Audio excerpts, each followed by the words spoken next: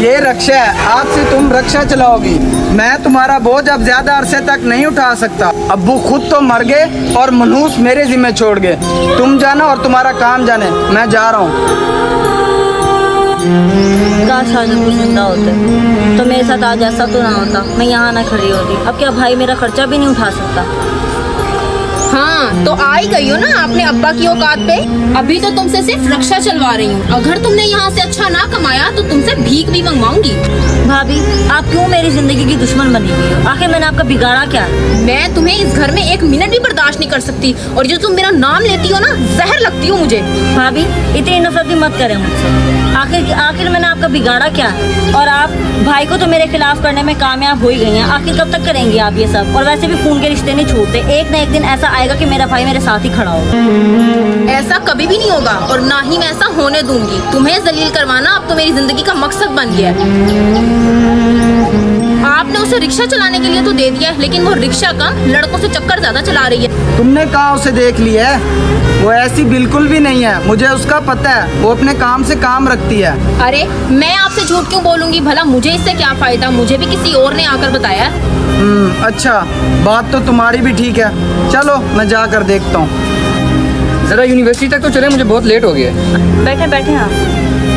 अरे पाकीज़ा, तुम रक्षा चला रही हो और 3 महीने से तुम यूनिवर्सिटी भी नहीं आ रही। खैर तो है, फाइनल सेमेस्टर चल रहा है, सबने अपनी अपनी डिग्री लेके कामयाब हो जाना है और तुम पीछे रह जाओगी। नहीं, अब मैं यूनिवर्सिटी नहीं आ सकती क्योंकि यूनिवर्सिटी के सेमेस्टर की फीस देने के मेरे पास पैसे नहीं है, और मैं ये रक्षा चला के ही अपना घर चला रही हूँ और अपना पेट पाल रही हूँ।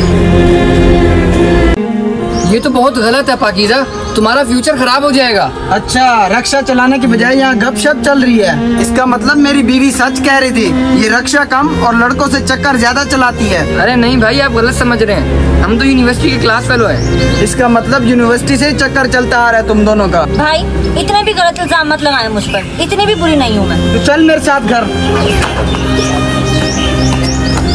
बड़ा ही कोई बदतमीज भाई है इसका, ये कैसे सलूक कर रहा है इसके साथ।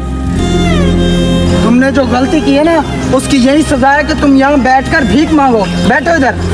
भाई ये गलत है, कौन सा भाई अपनी बहन के साथ ये सब करता है? आपने तो बेगैरती की हर हद ही पार कर दी है। अगर खुद का पेट पालना है ना तो भीख मांगनी पड़ेगी। चलो बैठो, शुरू हो जाओ। ये लो, शाम को अच्छे पैसे इकट्ठे करके आना, वरना ना आना इधर।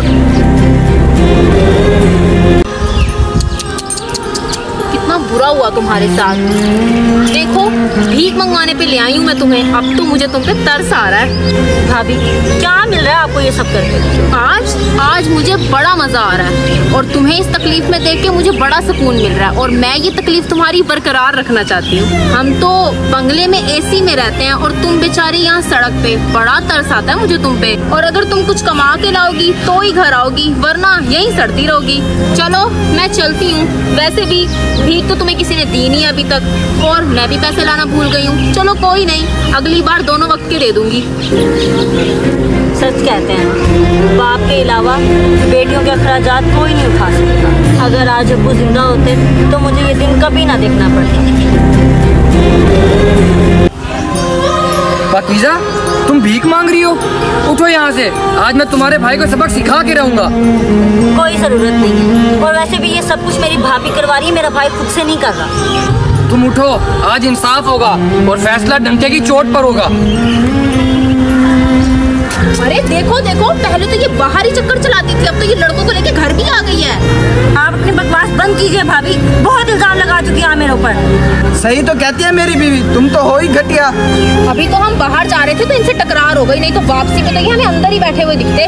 बस कर दें भाभी, मेरे भाई को तो आप मेरे खिलाफ कर ही चुकी हैं, और जिन्होंने इल्जाम न लगाए। इमरान साहब, शर्म आनी चाहिए आपको। अपनी बहन से रक्षा चलवाते हो, फिर उससे भीख मंगवाते हो, और आप इतने घिनौने इल्जाम लगाती हैं उसके ऊपर। इमरान साहब, जिनका कोई नहीं होता उनका अल्लाह होता है, और ये लड़की एक दिन अपने मकसद में ज़रूर कामयाब होगी। और ये सब कुछ जो आप अपनी बीवी के कहने पे कर रहे हैं ना, ये आप बहुत गलत कर रहे हैं। आपको एक न एक दिन इसका पछतावा ज़रूर होगा। भाई तो बहनों का मान होते हैं, लेकिन आपने तो मुझे जलील करने में कोई कसर नहीं छोड़ी। लेकिन फिर भी मेरे दिल से हमेशा आपके लिए दुआ ही निकली। अल्लाह पाक आपको और आपकी बीवी को दोनों को सलामत रखे। पाकीज़ा, तुम्हारी इंजीनियरिंग की फीस मैं भरूंगा, और तुम कामयाब हो के अपने भाई के मुंह पे तमाचा जरूर मारना। चलो मेरे साथ।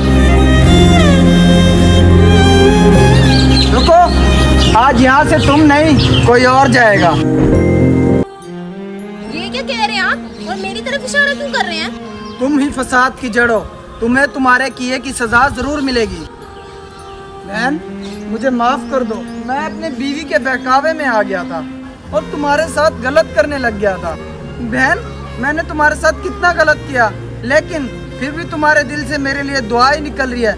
बस यही बात मुझे अंदर ही अंदर से खाई जा रही है। बस तुम घर चलो, ये घर तुम्हारा है, तुम्हें किसी भी चीज की फिक्र नहीं होगी।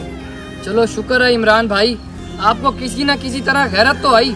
ठीक है बहन, मुझे माफ करो।